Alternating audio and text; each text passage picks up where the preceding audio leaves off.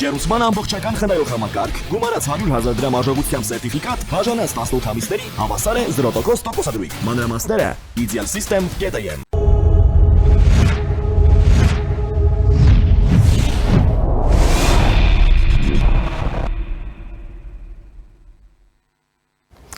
Մեր եթերը շարունակվում է, մեր հյուրն է ռազմաարդյունաբերության ոլորտի փորձագետ Ավետիք Քերոբյանը, բարև ձեզ պարոն Քերոբյան։ Ողջույն։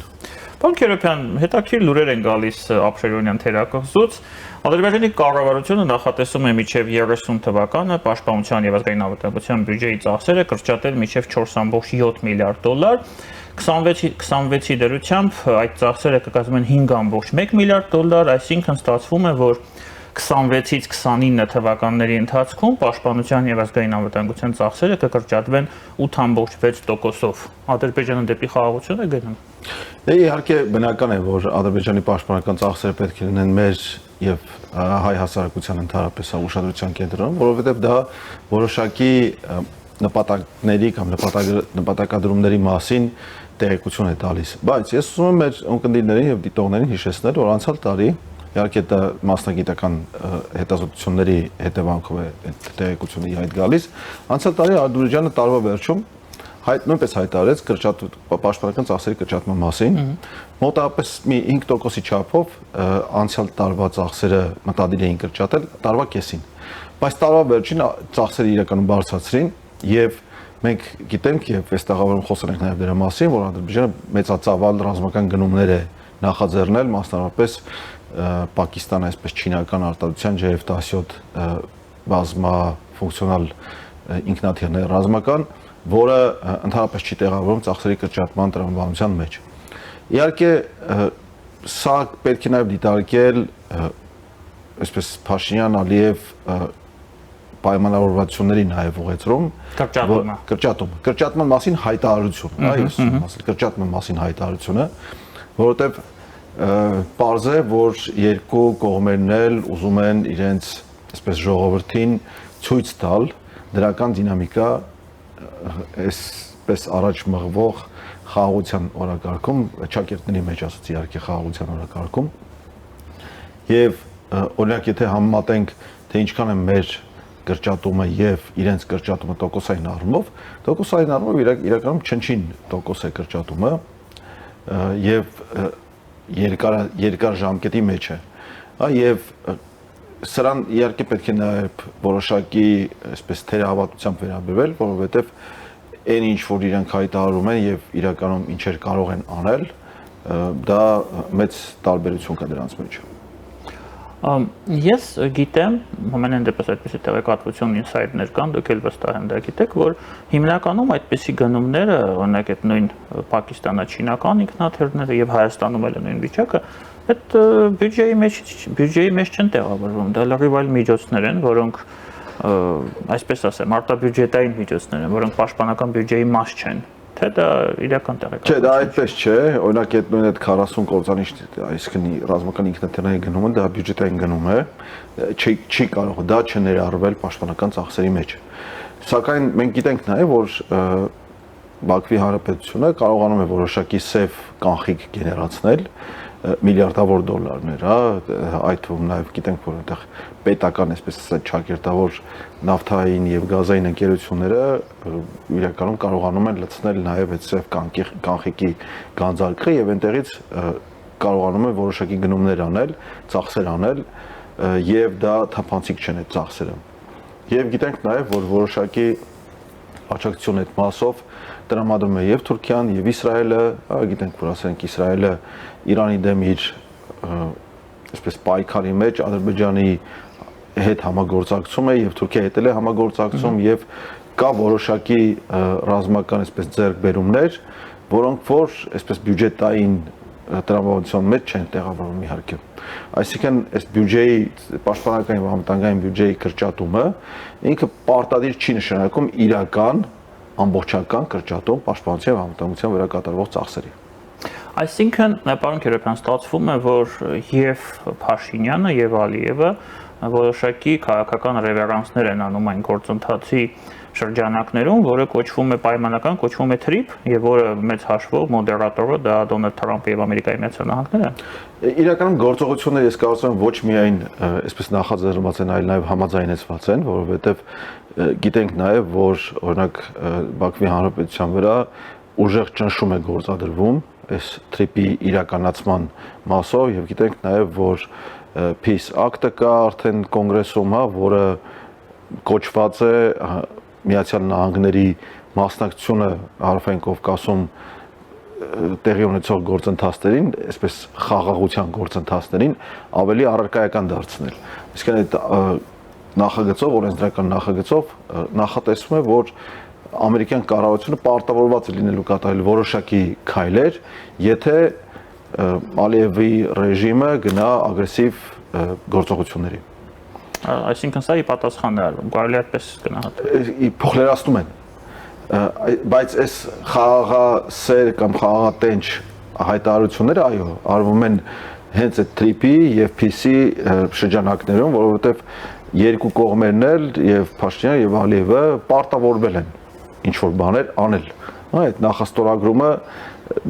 իհարկե իրավական ուժ չունի, բայց ինչ որ պարտավորություններ իրենք իրենց վրա վերցրել են։ Պարոն Քերոբյան, Հայաստանն էլ է հայտարարել, որ ռազմական բյուջեն կրճատվում է, այն էլ արդեն մյուս տարի, մյուս ֆինանսական տարվա ընթացքում, սա էլ է այսպիսի մի քայլ, թե իրական կրճատում եք սպասում դուք։ Դե ընդհանրապես ասած պետք է ուշադրություն դարձնենք, թե մեր ռազմական բյուջեն ինչ արդյունավետությամբ է ծախսվում։ Այս տարի սեպտեմբեր ամսին մարտական պատրաստության ուղղված միջոցներից ԱԱԳ-ին տեղափոխում եղավ ամրաշինականի, ու այսպես շենքային պայմանների բարելավում հոդվածի տակ, դեպի այդ հոդվածը եւ հաջորդ տարվա համար ի հակադրություն, այսպես ասենք, կառավարության կողմից հնչեցվող հայտարարությունների, որ կարող է չբարձրացնեն կամ կտրուկ չբարձրացնեն կամ ընդհանրապես չբարձրացնեն, հիմա ընդհանրապես կտրուկ կրճատում են, հայտարարում են կտրուկ կրճատման մասին։ Եվ այդ կրճատումը համարյա 15%-ի չափ է, եւ դա արդեն հաջորդ, ասենք 26 թվականի համար։ Եվ գիտենք, դա վերաբերվում է տեղական ռազմարտունաբերության։ Ոչ, դա վերաբերում է ամբողջ պաշտպանական ծախսերին, պաշտպանական բյուջեին։ Այդ 101 միլիարդի կրճատումը 15% կազմում մոտապես, դա վերաբերում է ամբողջ պաշտպանական ծախսերին։ Այստեղ իհարկե պետք է նաև ուշադրություն հրավիրենք դատատեսակ պաշտոնյաների հայտարարություններին, որ մեր 25 թվականի գնումներն էին շատ, դրա համար ենք այսպես արել, հա, բայց գիտենք նաև ուղղակի եւ անուղղակի տեղեկություններով եւ դա բարձ աշկովել դիտելով բարձ է դառնում, որ մեր պաշտպանական համակարգը ամբողջությամբ կառուցված չէ։ Այն ամենը, ինչ հանձնառել են այս իշխանությունները եւ ոչ մեկ անգամ արդեն ասել են պաշտպանության եւ անվտանգության համակարգ կառուցելու մտադրության մասին, այդ մտադրության մեջ չի տեղավորվում ծախսերի կրճատումը ընդհանրապես։ Զորահավաքային պաշարները դրացված չեն, համալրված չեն, վստահ եմ։ Հակաօդային պաշտպանության համակարգ էշելոնացված, այսպես բոլոր հեռավորությունները եւ բարձրությունները փակող կառուցված չի եւ չի էլ կարող կառուցված լինել, դատելով նրանից, թե ինչպիսի փութաջանությամբ են կատարվում այդ ուղղությամբ աշխատանքները։ Երկրի տարածքի ամբողջ տարածքի օպերատիվ կահավորում արված չի եւ եթե միայն սահմանագիծը հաշվենք, այնտեղ 50% լավագույն դեպքում այսպես ամրաշինական կառույցները ել չեմ ասում արդեն այն համապարփակ պաշտպանության եւ անվտանգության համակարգի մնացած բաղադրիչներ, այսինքն հասարակությունը, քաղաքացին, այսպես համատարած զինվածության եւ պատրաստվածության սկզբունքները, որոնք չեմ էլ կարող ասել, որ նույնիսկ սաղմնային փուլում են գտնվում։ Թղթից բացի ուրիշ տեղ չեն գնացել դրանք։ Տեսեք, պարոն Քերոբյան, ես այսպեսի տեղեկատվություն ունեմ, որ զորամասերից մեկը, որը այդ թվում նաև իրականացնում է հերթափոխով մարտական ծառայություն, դիրքապահներ, եւ դա պայմանագրերից կազմված զորամիավորում է, աշխատավարձը 2 անգամ կրճատվում է այդ մարդկանց, ինչը պայմանավորված է եւ բացատրվում է նրանով, որոնք այլևս դիրքային ծառայություն չեն կատարել, այսինքն զորամասում են ծառայելու։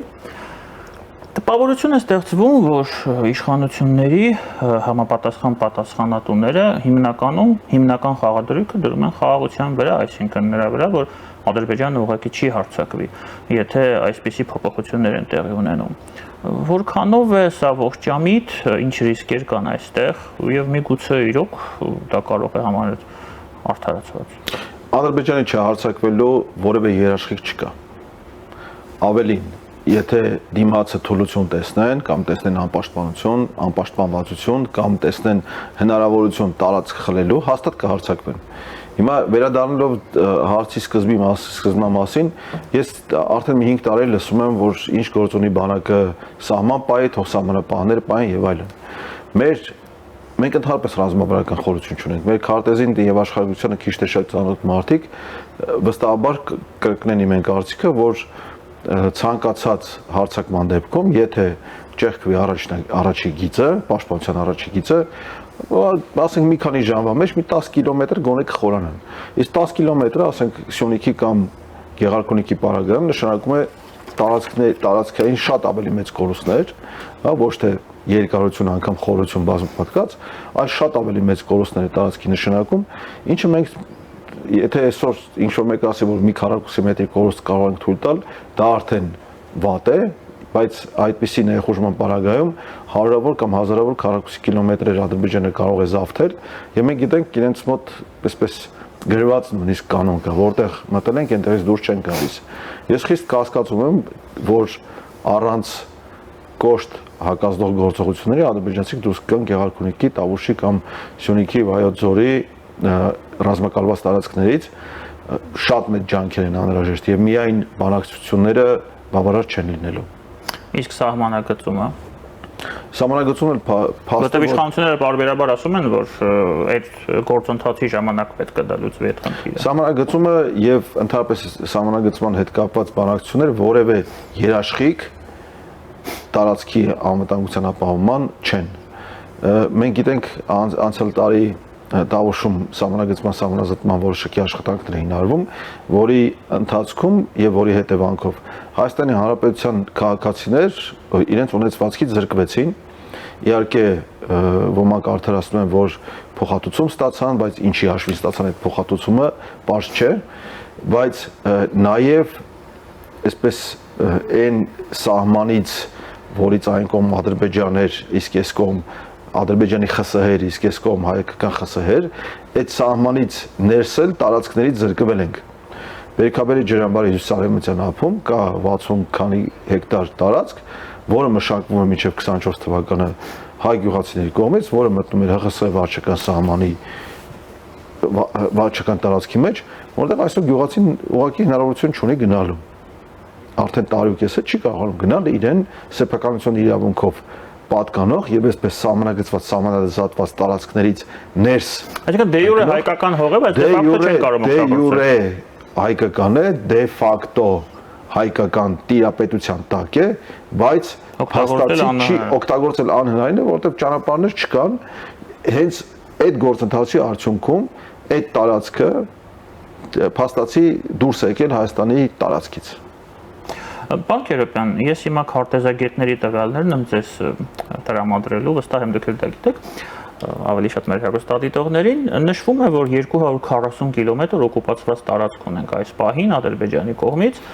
բայց շատ դեպքերում չի նշվում, որ 84 քառակուսի կիլոմետր մենք ունենք տարածքը, որը ըստ այդ 5 քարտեզների, որով սահմանագծումը արվում է, ժամանակին եղել է ադրբեջանական, սա այդպես կոչված անկլավներն են, եւ այստեղ եւս բանակցության առիթ կա, այսինքն այնպես չի, որ միայն իրենք պիտի ինչ որ բան վերադարձնեն, մենք էլ ունենք ինչ որ վերադարձնելու բան, համենայն դեպս, եթե մենք հավատանք այն քարտեզներին, որով որ անցկացվում է այս պահին սահմանազատումը։ Ընդհանրապես ասած, բոլոր քարտեզներում բոլոր սահմանները, հա, եթե նույնիսկ խոսում ենք Խորհրդային Միության ներքին վարչատարածքային բաժանումների եւ ներքին վարչական սահմանների մասին, այստեղ կա մի հետաքրքիր նրբություն։ Մեր անկլավները, այսինքն Արցախաշենը, դրա հետ կապված կա Խորհրդային Միության Մինիստրների Սովետի թե Գերագույն խորհրդի որոշում այդ անկլավի սահմանները որոշող, տարածքը որոշող։ այսպես կոչված այդ մյուս անկլավների, հա, որ Ադրբեջանը պահանջում է Տավուշում եւ Արարատի մարզում, հա, Տիգրանաշենի հատվածում այդպիսի որոշումներ գոյություն չունեն։ Ալլճերի հատվածում Գեղարքունիքում, հա, այո, խորհրդային միության Գերագույն խորհրդի որոշումով այդ տարածքից այս հայկական ԽՍՀ 31000 քառակուսի կիլոմետր տարածքից խորհրդային միության Գերագույն խորհրդի որոշումներով տարածքները անջատվել են հայկական ԽՍՀ-ից եւ փոխանցվել ադրբեջանական ԽՍՀ-ի։ Տավուշի անկլավներում Ոսկեպար, այսպես Բերքա, Բաղանիս,